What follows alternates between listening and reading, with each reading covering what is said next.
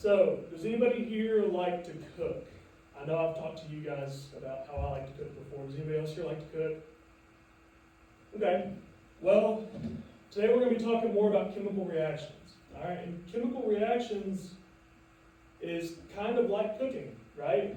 You have your products or your reactants, the left side.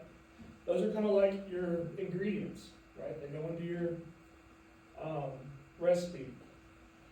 And then your products are what come out of it. This is kind of like the food that you get at the end of the process. Reactions are the same way. It's not some magical process that just happens.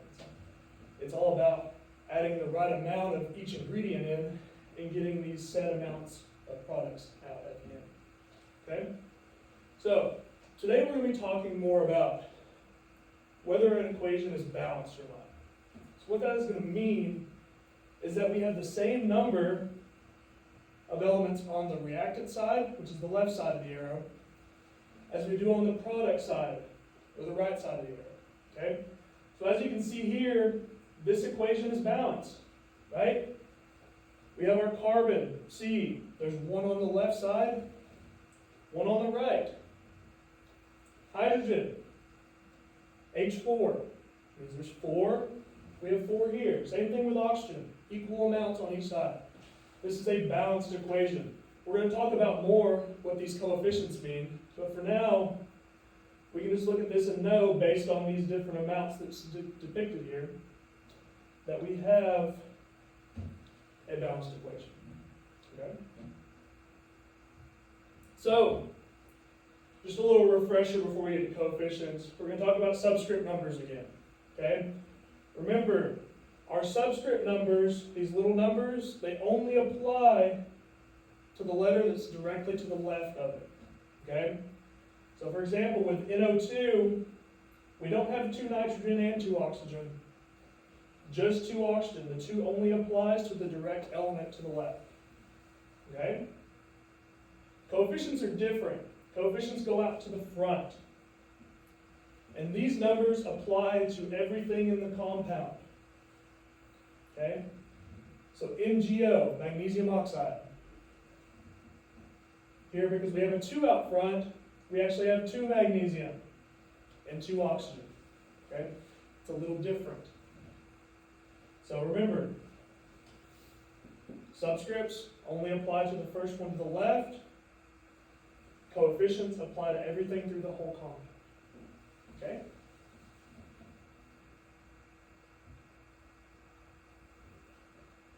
Alright, so let's practice this together. We're going to determine how many of each reactant and product are on each side. Based on that, we're going to figure out if this is a balanced equation or an unbalanced equation. Okay? So, on the left, let's start with each atom individually. Okay? So here, we have C3. So how many carbon does that mean that we have here? 3. We have 3. Good. So we're going to write that down. We're going to make a note of that. Okay?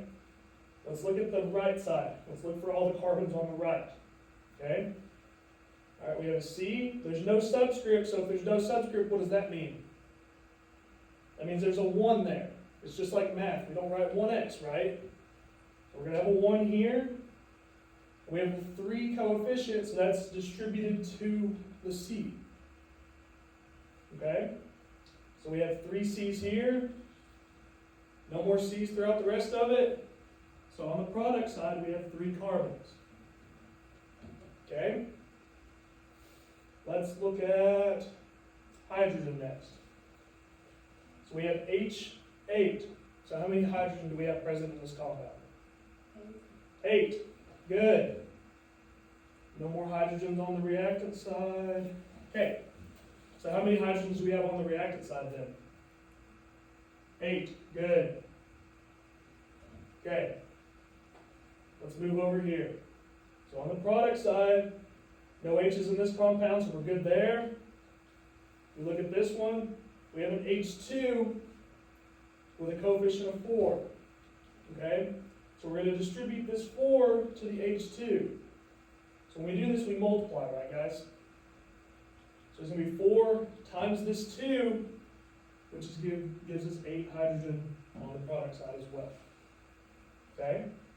So far so good, right? It's even on both sides. Let's see if oxygen is the same. Alright, so we have 5O2 on the left. Okay? 5, we distribute it to that 2. So how many oxygen do we have here? 10. Good. No more oxygen on the reactant side, so that's all we have. We have 10. Alright. Here, first oxygen we come around is O2. Okay? We distribute that 3 to the 2. What's 3 times 2? 6. So how many oxygen do we have on this compound? 6. Alright, so we have 6 so far, but we're not done. There's another oxygen down here further along. Okay? So you always need to make sure that you're checking every compound. Alright? So we're done with this one. We have 6 there. Let's figure out how many we have here. So we don't have a subscript, so that means 1, right? So 4 distributed, 4 times 1 is 4. So we add those together, and that gives us 10 total on the product side as well. So, because each of these elements are equal on both sides of the equation, we would consider this a what? Balance. This is a balanced equation. Okay? This is what we want. This is what we would use to do a reaction later on. These coefficients tell us exactly how much of these compounds to add whenever we do reactions, okay? We've learned about moles later on, or in the previous chapters. This would tell us that we needed 4 moles of water, okay? We could calculate that. We can use that in the lab to determine exactly how many grams we need to add, okay? So balancing these equations is really important, all right? So, I want you guys to get some practice in your groups. Alright, I want you guys to collaborate. So here's 3 problems, okay? I want y'all to do kind of the same thing that we did. Write down the amounts for each side, collaborate in your groups, talk about it, and I'll be coming around to help you, okay?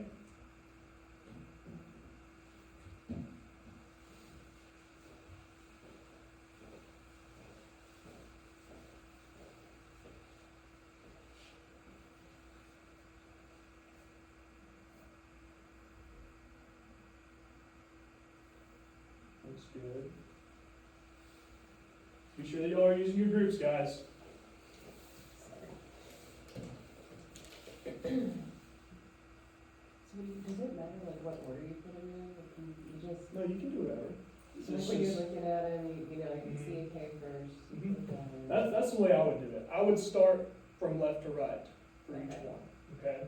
So if K pops up first, that would be the first one I would go through and find all the K's on each side, the reactant and the product side.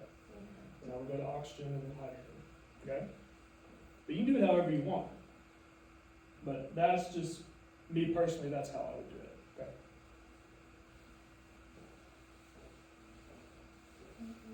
I have 2 hydrogens for the reactant side.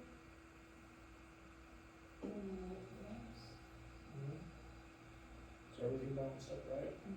So that's a balanced equation. Okay. Alright. Looks good.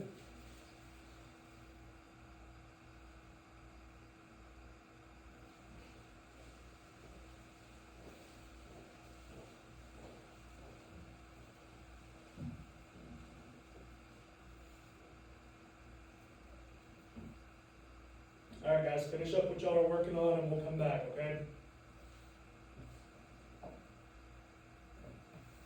Okay, so, y'all think y'all got some good practice with balancing equations? Okay, alright.